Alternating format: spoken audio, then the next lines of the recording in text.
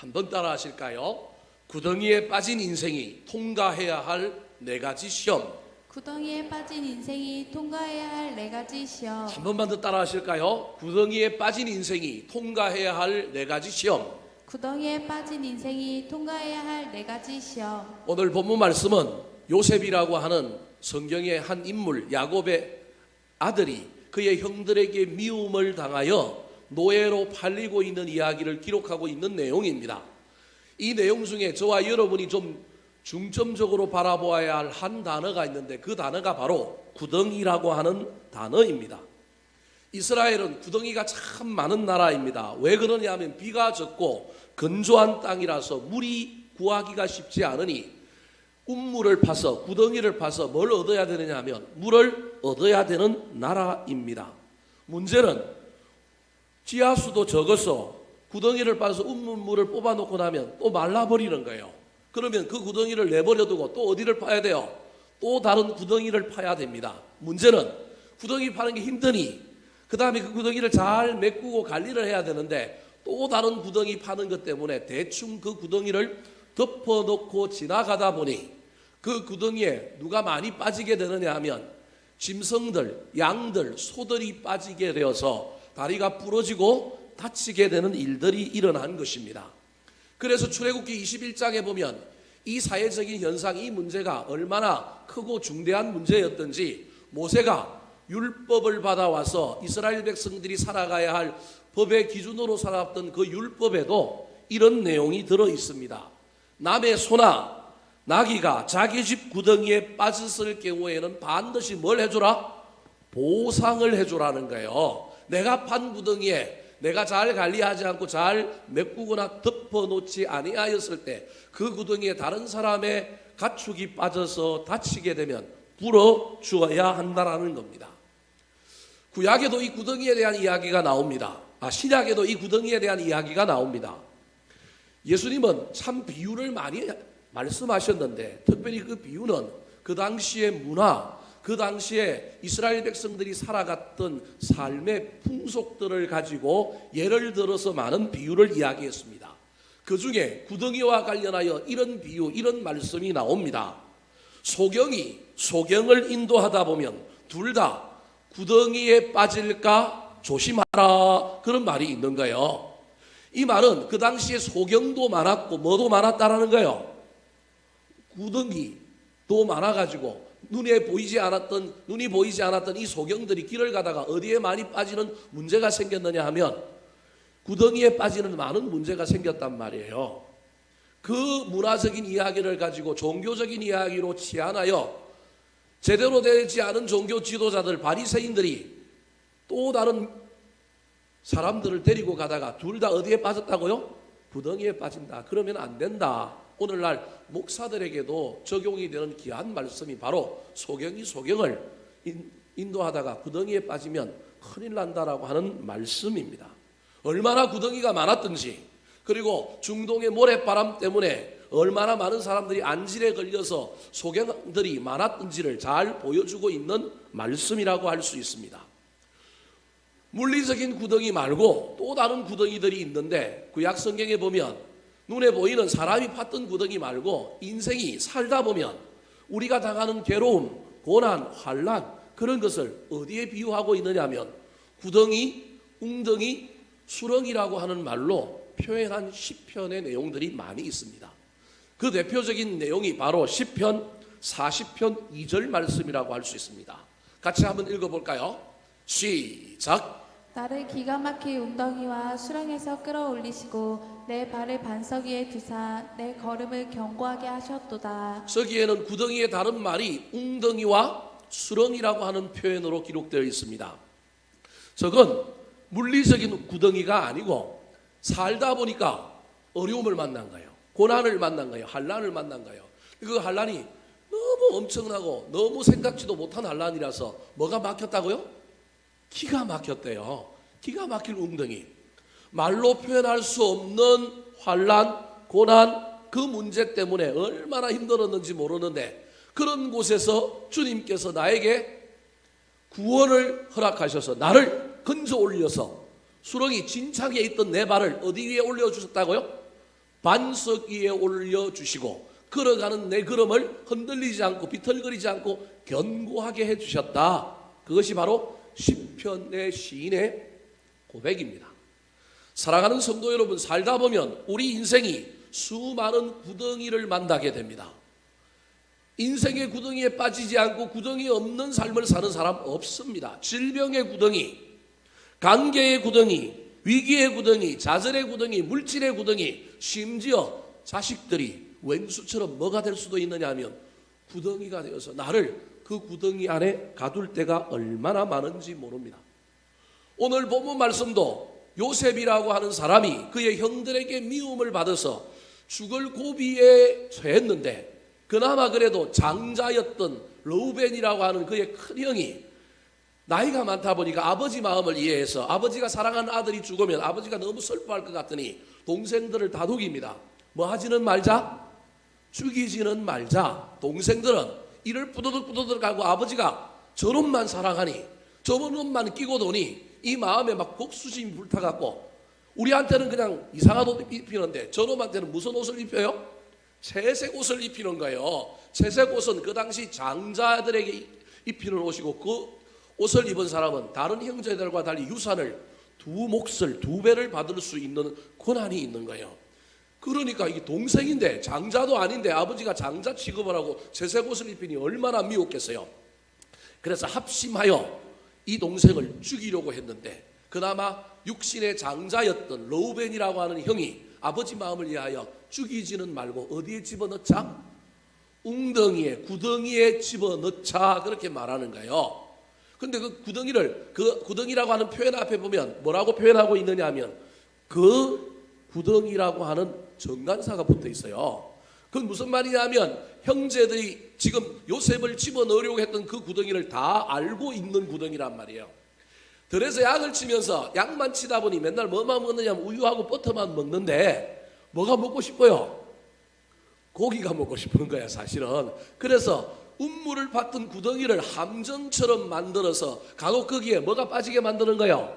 야생 짐승이 빠지게 만들어서 그 야생 짐승을 건져다가 육식을 하는데 사용했던 그 함정과 같은 구덩이가 하나 있었는데 형제들이 다 아는 구덩이에요. 그 구덩이에 동생을 짐승 취급하여 그 동생을 죽이는 것처럼 하여 거기에 뭐 하자는 거예요? 넣자라는 거예요. 그러면서 뭐라고 얘기하느냐 하면 들의 짐승 떼가 우리 동생을 공격하여 죽였다고 아버지께는 말하자라는 거예요. 이렇게 말할 수 있는 근거가 그 구덩이에 요셉을 던져놓고 다시 또 함정을 또 잘 이렇게 덮어놓고 나면 또 거기에 누가 빠져요? 야생 짐승이 또 빠지면 그 야생 짐승이 궁극적으로는 누굴 공격할까요? 요셉을 공격할 거란 말이에요. 여러분 그냥 대충 한 게 아니고 얼마나 치밀하고 얼마나 이게 머릿속에 계획들이 많이 들어있는지 모릅니다. 그런 것을 가지고 그냥 아무 웅덩이가 아니라 계획적으로 그들이 계획하고 준비하고 늘 그들이 알고 있는 그 웅덩이에 누굴 집어넣느냐 하면 동생 요셉을 집어넣은 거예요. 하지만 또 유다라고 하는 오늘 본문 뒤에 보면 유다라고 하는 형이 또 그 동생을 기이 여겨서 죽이지는 말고 그대로 있으면 야생 짐승에게 죽을 것 같으니까 한때에 무역하는 상인들이 저 북쪽에서부터 어디로 내려가느냐 하면 애굽 이집트로 내려가는 상인들이 있는 것을 보고 그 상인들에게 돈을 받고 동생을 뭐 하는 거예요? 노예로 팔아버린 거예요. 죽이지는 않되 노예로 팔아버리면 되겠다. 그리고 피 묻힌 옷을 가지고 아버지에게 가서는 덜짐승의 공격을 받아서 죽었습니다. 이렇게 보고하기로 한 겁니다. 물리적인 구덩이에 빠졌던 이 요셉이 그 구덩이에서는 건짐을 받았지만 그 이후에는 보이지 않는 여러 구덩이를 경험하게 됩니다. 젊은 청년이 노예가 되는 노예라고 하는 구덩이에 그 다음에 빠지게 되고 그 다음에는 강간범으로 모여서 애매히 고난을 받고 감옥이라고 하는 구덩이에 빠지게 됩니다. 그래서 요셉의 인생에 늘 뭐가 있느냐 하면 구덩이가 끊이지 않는 인생인 겁니다. 근데 재미난 건 늘 그 구덩이에 빠져도 요셉이 또 나중에 그 구덩이에서 어떻게 해요? 올라오는 거예요. 사랑하는 성도 여러분, 저와 여러분도 인생의 수많은 구덩이를 만나고 빠지더라도 그 구덩이에서 올라왔으면 좋겠어요. 그 구덩이를 통과하고 요셉에게 주셨던 놀라운 역전과 반전, 그래서 훗날 그가 애굽의 총리 대신이 되었던 것처럼 우리에게도 인생의 수많은 구덩이, 실패와 좌절, 부도, 건강, 자녀, 수많은 물질, 수많은 구덩이를 우리가 경험하게 될 때마다 거기에서 진창에 빠져 늪에 빠져서 점점점 빠져들어가는 사람이 아니라 그 구덩이를 통과하여 다시금 우뚝 서게 되고 우리의 발이 반석 위에 놓여지고 우리의 걸음이 더 굳세게 되는 놀라운 일들이 일어나게 되기를 예수님의 이름으로 축원합니다. 자, 그렇다면 수많은 구덩이를 만나게 될 우리 인생의 그 구덩이를 만났을 때 어떻게 통과해야 될까요?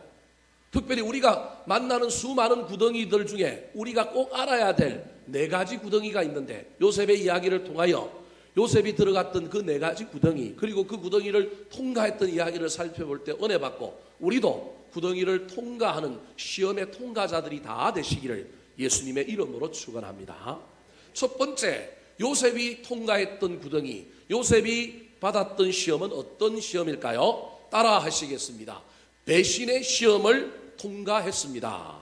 배신의 시험을 통과했습니다. 첫 번째 요셉이 빠졌던 구덩이는 물리적인 구덩이인데 그 구덩이는 일명 무슨 구덩이냐 하면 배신의 구덩이인 거예요.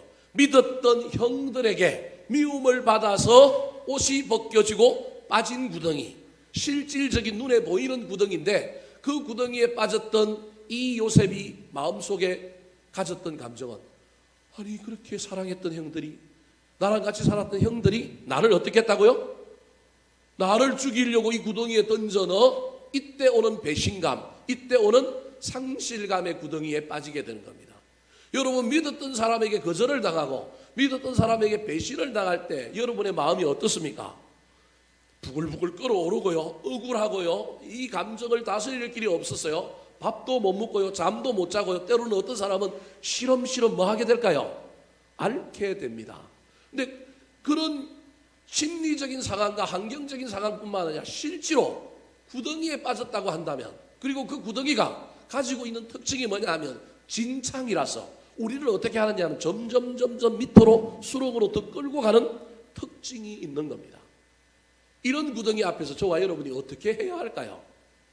이 배신의 구덩이를 일명 무슨 구덩이라고 하느냐 하면 유다의 구덩이, 유다의 시험이라고 합니다. 이때 유다는 예수님의 제자였던 가룟 유다를 이야기합니다. 예수님도 가장 아끼고 가장 사랑했던 제자 가룟 유다에게 뭘 당했느냐 하면 배신을 당했습니다. 근데 그때 우리 예수님 속을 끓이고 부글부글 막 이 복수심에 불타고 원망에 불타갖고 막 이 가룟 유다를 미워하거나 이 가룟 유다를 어떻게 해보려고 한 것이 아니라 예수님은 이 배신의 구덩이를 잘 통과하여 이 배신의 시험을 잘 통과하여 도리어 누굴 사랑해요? 가룟 유다를 사랑했습니다. 어디에 나와 있습니까? 요한복음 13장 1절 2절 말씀 같이 한번 읽어볼까요? 시작. 유월절 전에 예수께서 자기가 세상을 떠나 아버지께로 돌아가실 때가 이른 줄 아시고 세상에 있는 자기 사람들을 사랑하시되 끝까지 사랑하시니라.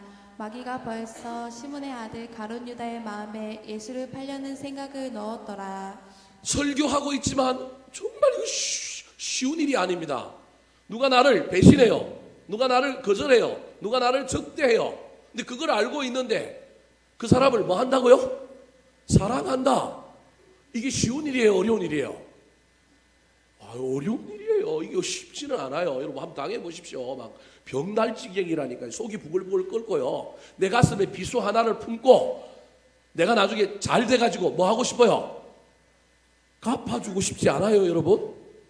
이게 우리 인간의 마음이라니까요. 억울하고 아프고 거절감을 당할 때 내가 출세해서 내가 돈 많이 벌어서 내가 높은 곳에 올라가서 한번 두고 보자. 내가 갚아준다. 너 내가 가슴에 품었어? 내가 너 배로고 있어? 그러지 않겠어요? 그런데 지금 예수님은 뭐라고요? 가룟 유다가 자기를 팔려고 하고 배신하려고 하는데 뭐 한다고요? 세상에 있는 자기 사람들을 사랑하시되 어떻게 사랑한다고요? 끝까지 사랑하시는 거예요. 끝까지. 여러분 예수님을 가장 닮은 구약의 인물인 요셉도 형들이 자기를 팔았는데 가족인데 형제인데 죽이려고 하고 팔았어요. 그러면 이 마음에 복수심이 불타야 돼요. 그래서 그가 나중에 뭐가 됐느냐 하면 애굽의 총리가 되었다고 한다면 이제 어떻게 해야 돼요? 한 방 먹여야지. 갚아줘야죠. 근데 갚아주지 않고 결과는 어떻게 했느냐면 예수님 닮아서 요셉도 뭐라고 얘기하느냐면 내가 안 갚습니다라고 얘기해요. 양식을 구하러 애굽에 내려왔던 형들이 드디어 총리인 줄 알았던 이 요셉을, 자기 동생을 이제 상봉하게 돼요. 그래서 자기들이 판 동생인 줄 알게 되었을 때 두려움이 막 밀려와가지고 어찌할 바를 몰라서 그 형들이 동생 앞에 무릎을 꿇고 벌벌벌 떨고 있는데 그때 요셉이 이런 말을 합니다. 자, 창세기 45장 4절 5절 말씀 같이 한번 읽어볼까요? 시작. 요셉이 형들에게 이르되 내게로 가까이 오소서. 그들이 가까이 가니 이르되 나는 당신들의 아우 요셉이니 당신들이 애굽에 판 자라. 당신들이 나를 이곳에 팔았다고 해서 근심하지 마소서. 한탄하지 마소서. 하나님이 생명을 구원하시려고 나를 당신들보다 먼저 보내셨나이다. 아니, 나를 팔았고 나를 배신했으면, 내가 힘을 가졌고 권력을 가졌으면 이 형들을 어떻게 되느냐 하면 감옥에 가두든지 두드리 패든지 막 죽이든지 그래야 되는데 이상한 반응을 보이는 거예요. 요셉이 무슨 반응을 보이냐면 염려하지 마세요. 분명히 나는 당신들이 나를 판 아옵니다 그러잖아요. 판자라고 얘기하잖아요. 그죠? 모르는 게 아니고 알아요, 몰라요? 알잖아요. 저 4절에 나오는 당신들의 애굽의 판자라, 이 얘기를 듣는 순간에 제가 보기엔 무릎을 꿇고 막 엎드려 있던 이 형들은 더 사시나무 같이 들었을 거예요. 알고 있구나. 세월이 흘러도 잊어버린 게 아니라 알고 있구나. 근데 그 다음 말이 더 멋진 거예요. 그 요셉이 뭐라고 얘기해요?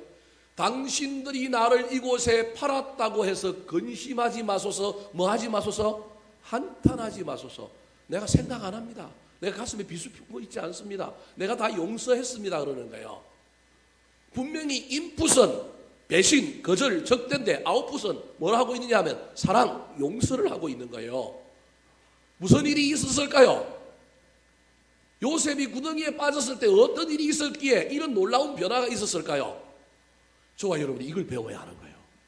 우리도 인생 살다 보면 나에게 해코지하고 나를 미워하고 믿었는데 사기치고 믿었는데 돈 떼이게 만들고 믿었는데 막 뒤에서 배신하고 험담하는 수많은 사람들을 만나게 될 거예요. 그때 어떡할까요? 세상의 영화들은 우리에게 세상의 가치를 심어줍니다. 세상의 드라마는 우리에게 가치를 심어줘요. 누군가가 거절을 당하고 누군가 배신을 당해서 감옥에 갔어요. 누명 쓰고. 그럼 감옥에 간 사람 뭐 해요? 가슴에 비수를 품고 그 다음부터 뭐 해요? 운동하잖아요. 세상의 영화 보면 운동해갖고 뭘 키워요? 체력을 키우고 그 다음에 출소하면 뭐 해야 돼요?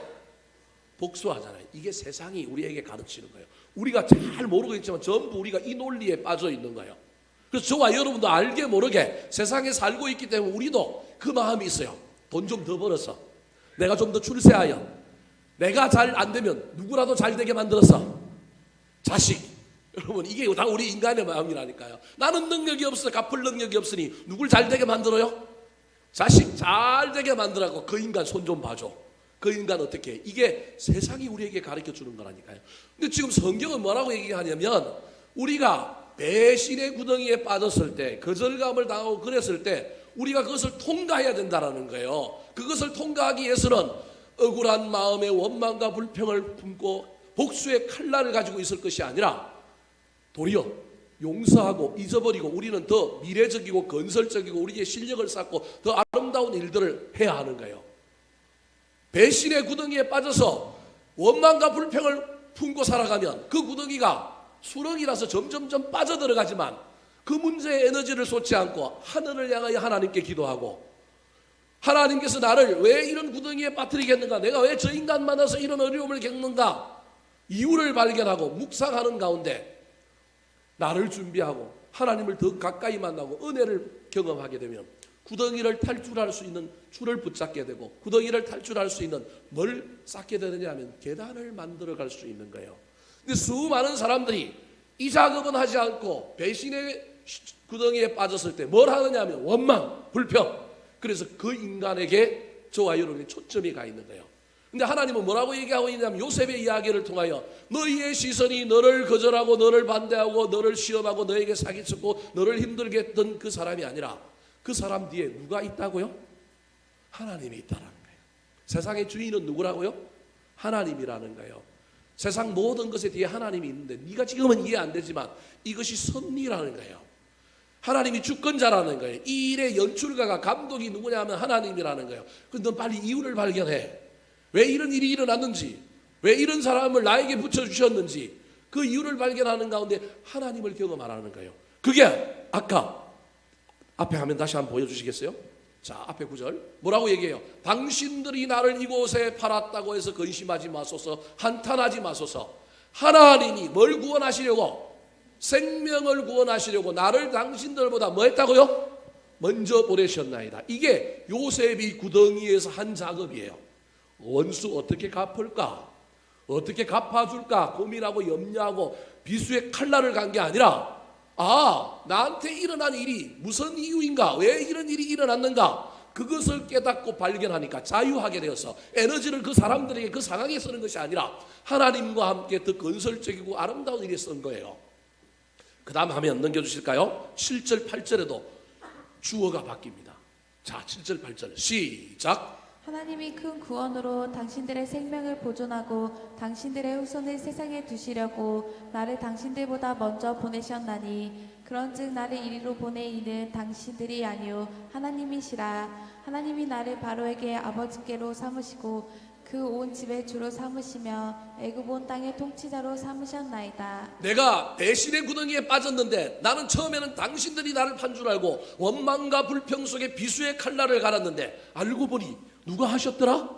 하나님이 하셨더라. 이건 유혹이 아니라 테스터, 나를 연단하여 높이려고 하시는 놀라운 하나님의 계획이 있더라. 내가 그걸 발견하고 나니까 당신들 안 믿더라. 그래서 지금 난 당신들 미워하지 않습니다. 왜냐하면 나는 그동안에 당신들 바라본 게 아니라 하나님 바라보고 하나님으로 말미암아 기뻐하고 자유하고 힘을 얻고 은혜를 얻어서 난 또 다른 인생을 살았기 때문에 그렇습니다. 그 고백이 지금 누구의 고백이냐 하면 요셉의 고백인 겁니다. 사랑하는 성도 여러분, 살다 보면 사람이 나를 시험하게 만들고 사람이 나를 배신하고 사람이 나를 얼마나 힘들게 하는지 모릅니다. 그때 저와 여러분 에너지를 어디에 쓰고 있습니까? 그 사람에게 쓰고 있습니까? 성경은 그 에너지를 바꾸어서 하나님을 보라고 얘기합니다. 그래서 하나님께 물어야 합니다. 왜 저 인간이 나한테 저럽니까? 왜 이런 일이 일어났습니까? 왜 저 인간을 내 남편으로 주셨습니까? 왜 저 아내가 내 아내입니까? 왜 나한테 이런 상황이 일어났습니까? 하나님께 물어야 합니다. 우리 하나님 신실한 하나님이라서 알려주실 것입니다. 이유를 발견하면 참을 수 있습니다.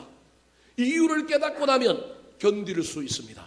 그래서 요셉은 그 구덩이를 견뎠을 뿐만 아니라 그 구덩이를 통과하는 그 구덩이가 쓴뿌리가 되어서 요셉을 수렁으로 끌고 가고 아무 일도 못하게 하고 원망과 불평에 사로잡혀서 살게 만들지 않았습니다. 영화가 드라마가 우리를 얼마나 속이는지 세상에 복수의 칼날을 품고 감옥에 들어가서 운동하고 나오면 전부 원수 갚는다고 가르쳐주지만 세상에 그런 일이 많을까요? 적을까요? 여러분 적습니다. 그런 일은 적어요. 그럴 수가 없다니까. 감옥에서 원망 때문에 누구를 망쳐요? 자기 인생을 망쳐요. 자기 인생만 망칠 뿐만 아니라 누구 인생까지 망쳐요? 죄송합니다만 자식 인생까지 망치는 걸 저는 수도 없이 봤습니다. 자기 인생만 망치는 것이 아니라 온통 자기 인생을 비극으로 만들 뿐만 아니라 자녀들의 인생까지 비극으로 만들어서 자식들에게도 그 배신의 구덩이를 물려주는 사람들이 얼마나 많은지 모릅니다.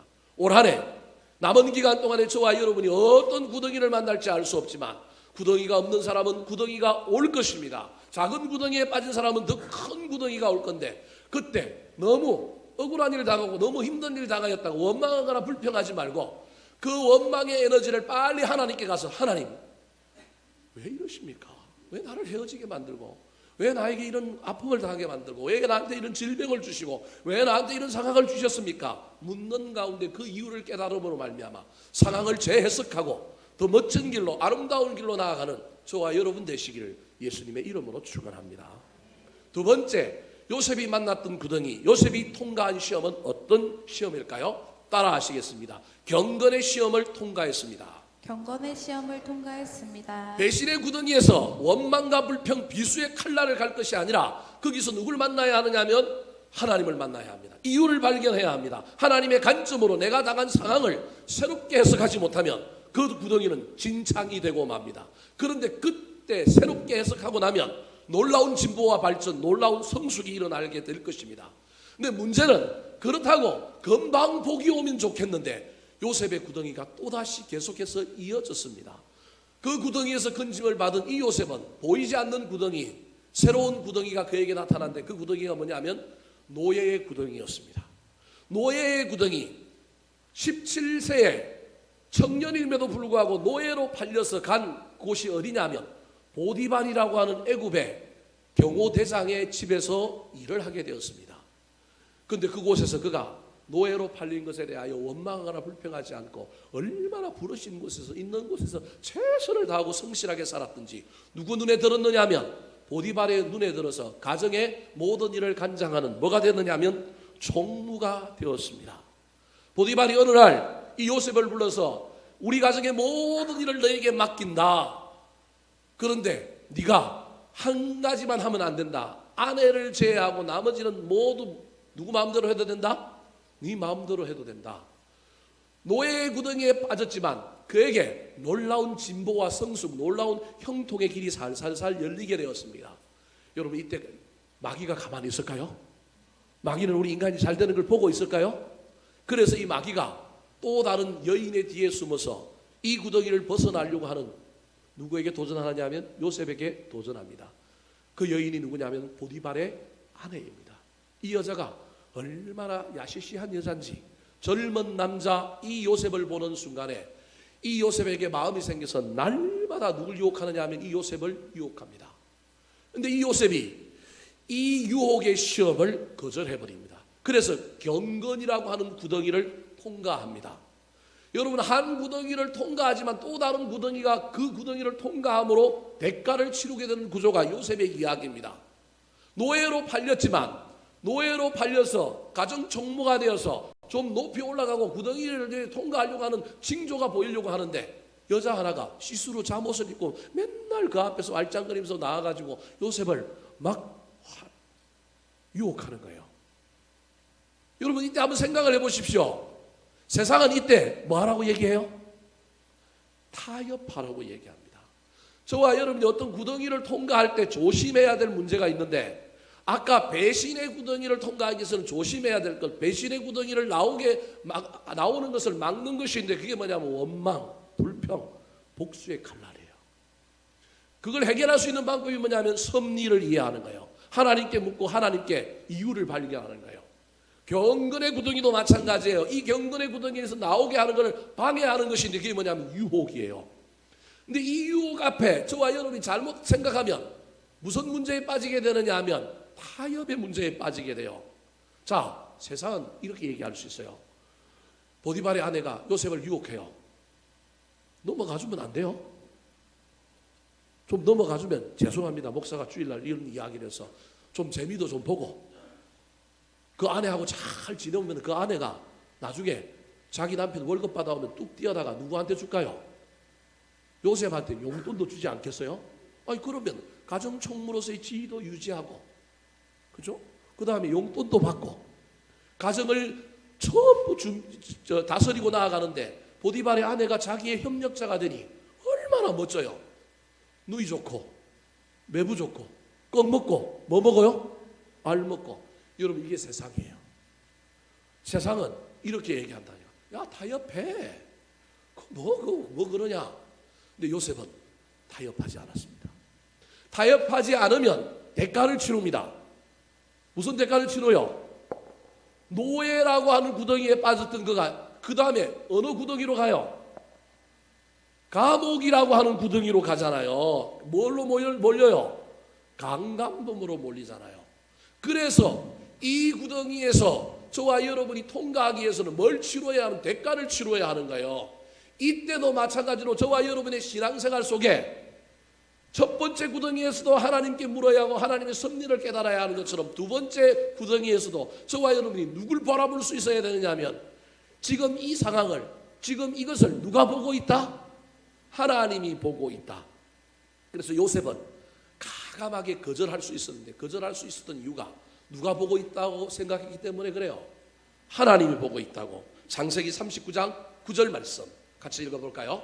시작. 이 집에는 나보다 큰 이가 없으며 주인이 아무것도 내게 금하지 아니하였어도 금한 것은 당신뿐이니 당신은 그의 아내임이라.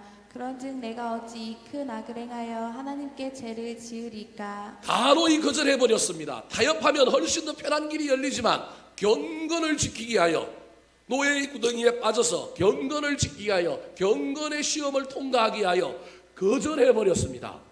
여러분, 이것도 대단한 거예요. 그럼 거절하면 하나님께서 잘했다 칭찬하시고 그 여인의 마음을 돌리든지 상황이 해결되어야 되는데, 여러분, 이럴수록 우리가 믿음을 굳세게 하면 굳세게 할수록, 우리가 하나님께 나아가면 나아갈수록 누구도 더 집요하고 누구도 더 치열하게 공격을 해요? 마귀도 더 치열하게 공격한다니까요. 분명히 자기 의견을 밝혔잖아요. 사모님 그러시면 안 됩니다. 이러시면 안 됩니다. 주인이 당신은 절대 손대면 안 된다 그랬습니다. 주인뿐만 아니라 나는 또 다른 주인이 있는데 그 주인이 누구라고요? 하나님입니다. 나는 하나님이 보고 있기 때문에 나는 타협할 수 없습니다. 거절입니다.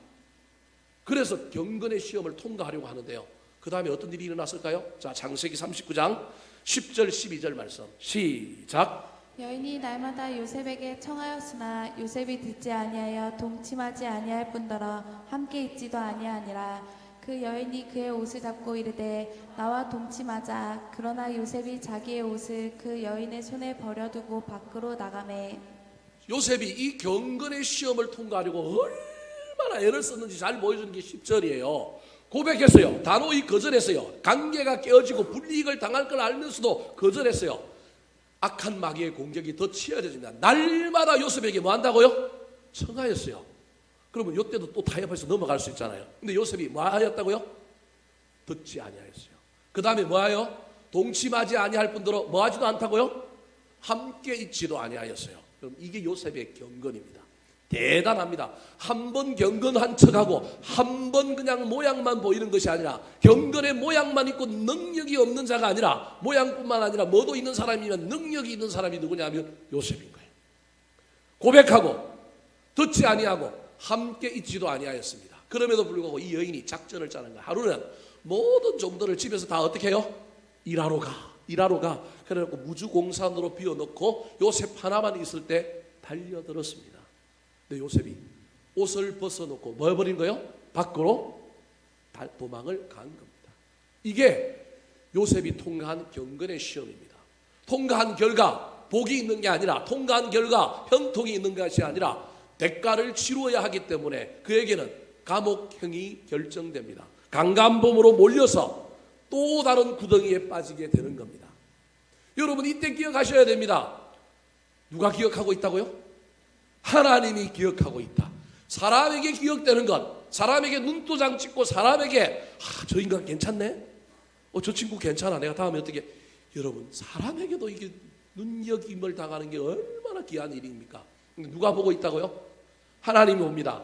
하나님은 우리가 예배 잘 드리는 것, 하나님이 우리는 헌신하는 것, 하나님 우리가 봉사하는 것, 이것도 보지만 요셉의 이야기를 통하여 하나님이 가장 귀히 여기고 보는 것, 뭘 지키는 거라고요? 경건을 지키는 것, 거룩을 지키는 것, 타협하지 않는 것. 그래서 또 다른 웅덩이, 또 다른 구덩이를 만난다 할지라도 그곳에서 주를 고백하고 그 유혹을 물리치는 삶, 그 사람이 하나님께 인정받는 훗날 높임을 받고 역전과 반전을 경험하게 되는 그 경건의 시험을 통과한 자가 되는 것입니다. 사랑하는 성도 여러분, 저와 여러분이 지켜야 할 경건은 무엇입니까? 우리가 타협하지 말고 거절해야 할 것은 무엇입니까? 악한 마귀가 속삭이고 악한 마귀가 우리에게 와서 혼란스럽게 만드는 것은 무엇입니까? 사람마다 다 다를 수 있습니다. 어떤 사람은 헌금일 수도 있습니다. 어떤 사람은 사업할 때일 수도 있습니다. 어떤 사람은 관계의 영역에서 이 경건의 시험이 우리 앞에 놓여 있을 수도 있습니다.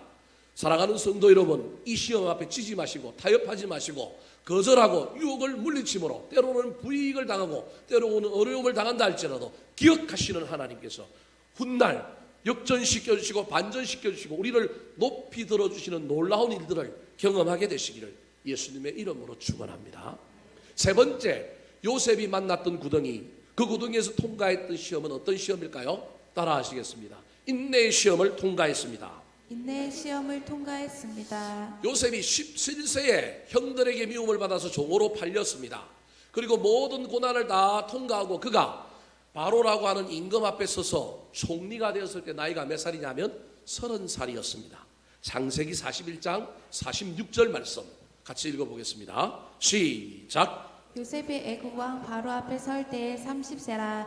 그가 바로 앞을 떠나 애굽 온 땅을 순찰하니. 자, 몇 세라고요? 30살. 그러니 요셉이 겪은 고난의 기간은 몇 년이에요? 13년입니다. 여러분 혹시 이 중에 고난을 당하는데 너무 고난이 힘들어 어려운 분이 있습니까? 13년 되지 않은 사람은 꺼내지 마시기 바랍니다. 그래도 이를 악물고 참아보시기 바랍니다. 어린 요셉도 13년을 참았는데 다 큰 어른인 우리가 고난 때문에 넘어지고 자빠진다면 우리 주님 앞에 볼 면목이 있겠습니까? 좀 참으면 좋겠어요. 좀 인내했으면 좋겠어요. 그래서 믿음은 인내하는 겁니다. 요셉이 13년 동안 고난을 당하는데요, 형들에게 배신의 구덩이에 빠졌다가 건져졌는데 그 다음에 간 건 노예의 구덩이에요. 이 노예의 구덩이에서 유혹을 거절함으로 말미암아 경건의 시험은 통과했지만 또 다른 구덩이에 빠졌는데 그 구덩이가 뭐냐면 감옥이라고 하는 구덩이에요. 그 감옥의 구덩이에서 몇 년을 지냈는지는 성경은 정확하게 알 수 없습니다. 종살이를 몇 년 했는지 알 수 없지만 여하튼 종살이 플러스 감옥 생활이 총 13년인 거예요. 근데 그 감옥에서도 그가 열심히 일하고 원망하고 불평하는 사람은 어디 가든지 열심히 일할 수가 없어요. 늘 손이 부러지고요. 늘 막 원망 때문에 늘 핑계대거든요. 근데 요셉은 감옥이 어떤 구덩이로 바뀌든지 간에 그곳에서 뭐 하느냐 하면 늘 열심히 일해요. 그 말은 그 안에 뭐가 없는 거예요? 원망의 문제, 불평의 문제를 어느 정도 단도리하거나 해결했다라는 거예요. 감옥에서도 열심히 일하니 간수장이 그를 기억해 가지고 모든 옥의 사물을 누구에게 맡기느냐 하면 이 요셉에게 맡긴 거예요.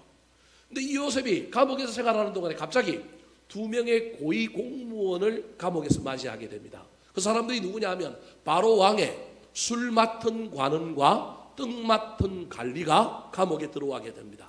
근데 이 두 관리가 꿈을 꿨는데 그 꿈을 해석할 길이 없는 거예요. 근데 요셉과 같이 지내다 보니까 요셉이 신령하고 요셉이 괜찮으니까 자기 꿈들을 이야기했더니 그 꿈을 해몽을 해 주었습니다. 그 해몽의 결과가 뭐냐면 술 맡은 간원장은 조금 있다가 복직, 그리고 떡 맡은 간원장은 조금 있다가 해고 또는 사형이라는 거예요. 아니나 다를까 요셉의 꿈 해몽대로 훗날 그런 일이 벌어졌어요. 이 이야기 속에 이런 디스토리가 있을 수 있는 거예요. 바로가 밥을 먹는데 우리나라에도 조선시대에 임금이 밥 먹기 전에 독이 들었는지 독살의 업무가 있는지 없는지 확인하기 위하여 상궁 하나가 먼저 맛을 봐요. 먼저 점검해요. 그 상궁을 무슨 상궁이라 그래요? 예, 기미상궁이라 그래요. 예, 텔레비 좀 보신 분들은 알아요. 예, 기미상궁이라 그래요. 그 사람이 그 상궁이 먼저 음식을 점검하여 독이 들었는지 안 들었는지를 확인하는 거예요. 애굽에도 그런 제도가 있었던 것 같아요. 디스토리상. 그래서 바로의 독살 업무가 있었는데 독살 업무를 발각했는데 이게 술로부터 온 것인지 이게 음식 떡으로부터 온 것인지 정확하게 파악이 안 된 거예요. 그래서 바로 왕이 2명 다 어디에 넣은 거예요? 감옥에 둘 다 쳐넣어놓고 일단 본 거예요. 그리고 나중에 진상조사를 해보니까 결과가 딱 나타나는데 그 결과는 이 독이 어디로부터 왔다요? 떡이나 밥으로부터 온 거예요. 그래서 떡 맡은 간원장은 사형, 그리고 술 맡은 간원장은 네가 죄가 없으니 복직인 거예요. 이 꿈을 요셉이 해석해 준 거예요.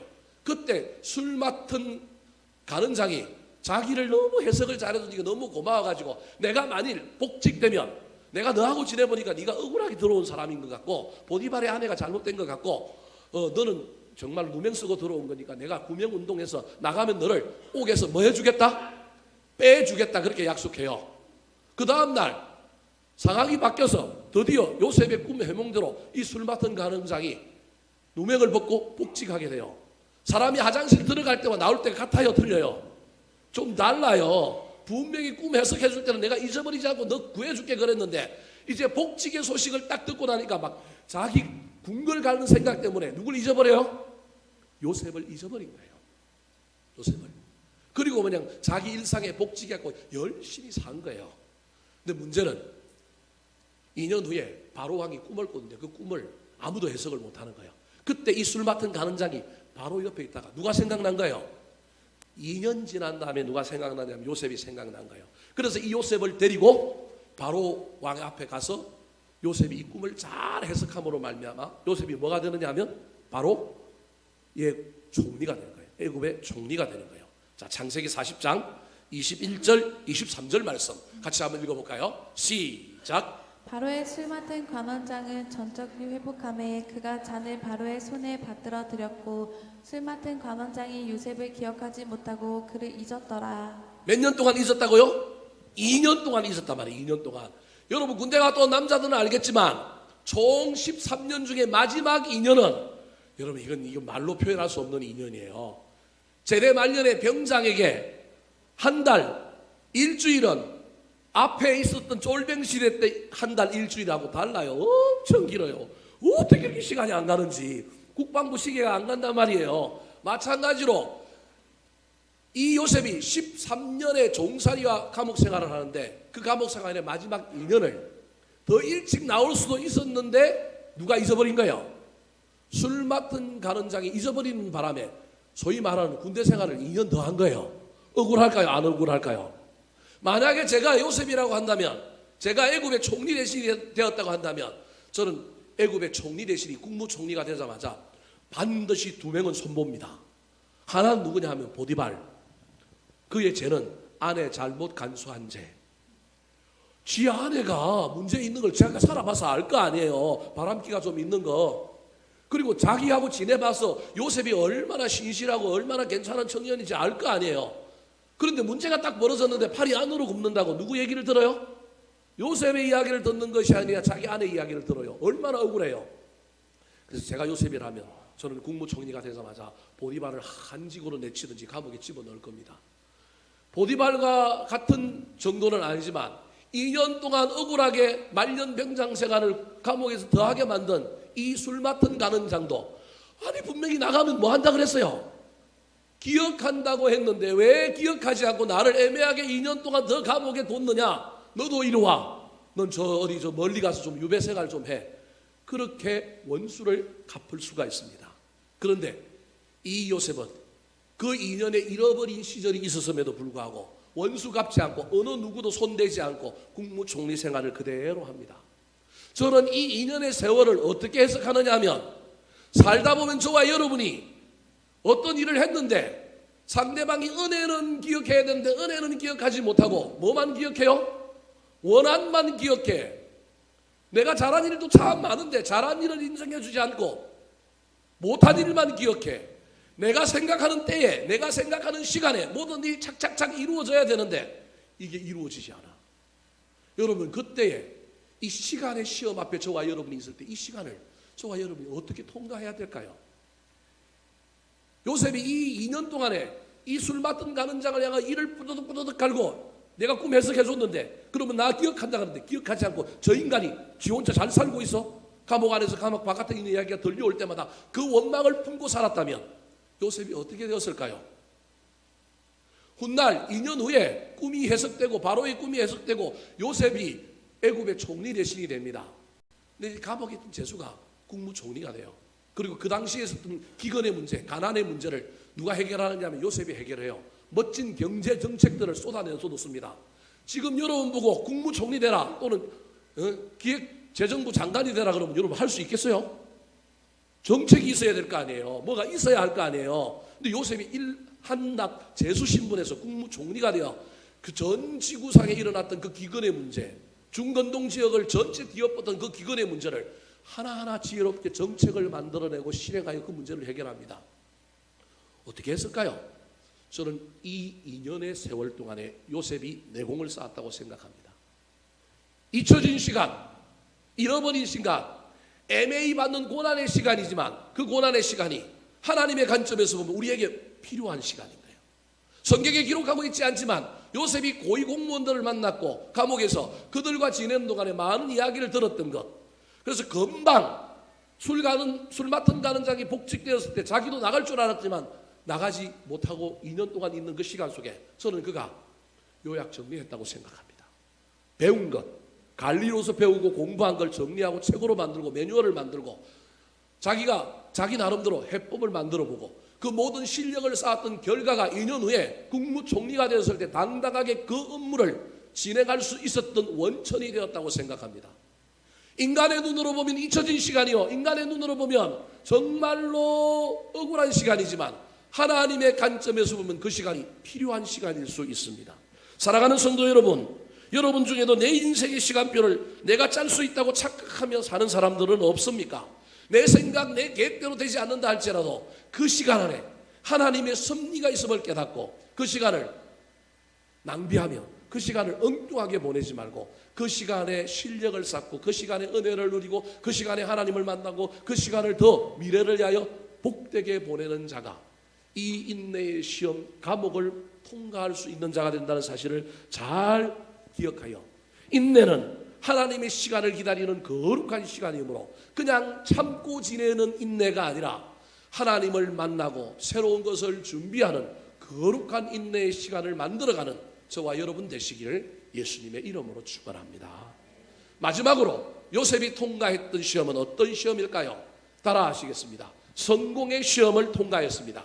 성공의 시험을 통과했습니다. 자, 물리적인 구덩이에서 배신의 시험을 통과했던 요셉, 그리고 보디발이라고 하는 사람의 집에서 노예 생활을 하는 가운데 유혹을 받아서 경건의 시험을 통과했던 그가 감옥에서 금방 나갈 것 같은데 나가지 못하고 인내의 시험을 받고 그 시험을 통과했던 그가 드디어 뭐가 되느냐면 국무총리가 되었습니다.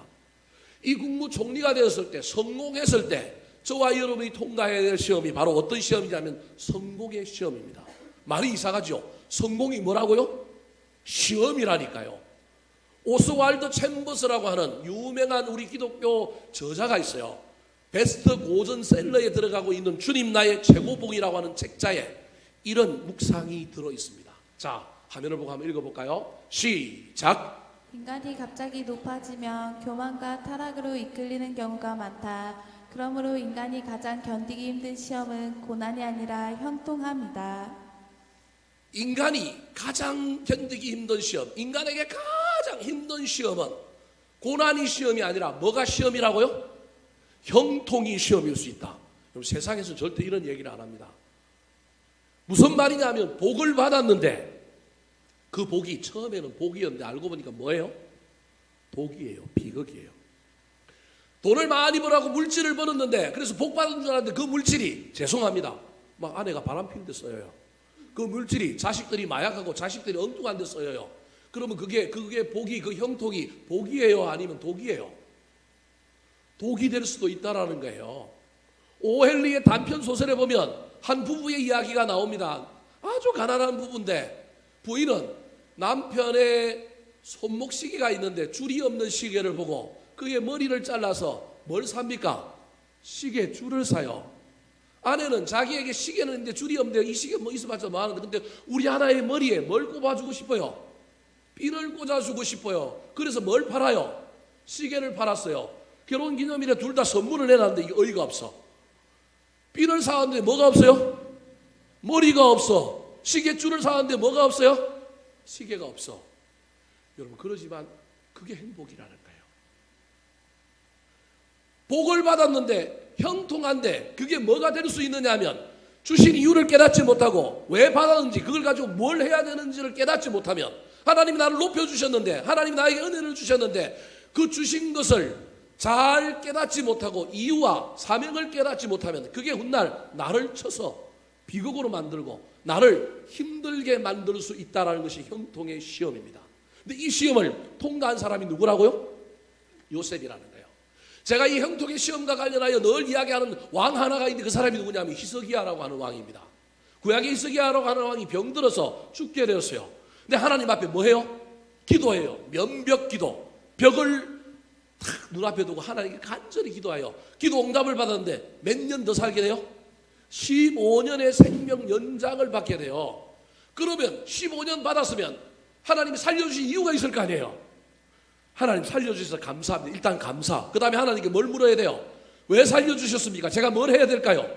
이걸 물어야 되는데 이 왕이 생명이 연장되고 살아나는 기쁨 때문에 너무 좋아가지고 마침 그때 누가 왔느냐 하면 인근의 바벨론이라고 하는 나라에서 왕이 병에서 고침을 받았다고 하는 것 때문에 감사하여 바벨론이 그때는 작은 나라였기 때문에 강대국이었던 이 유다 왕국의 히스기야 왕에게 선물을 들고 사신들이 왔단 말이에요.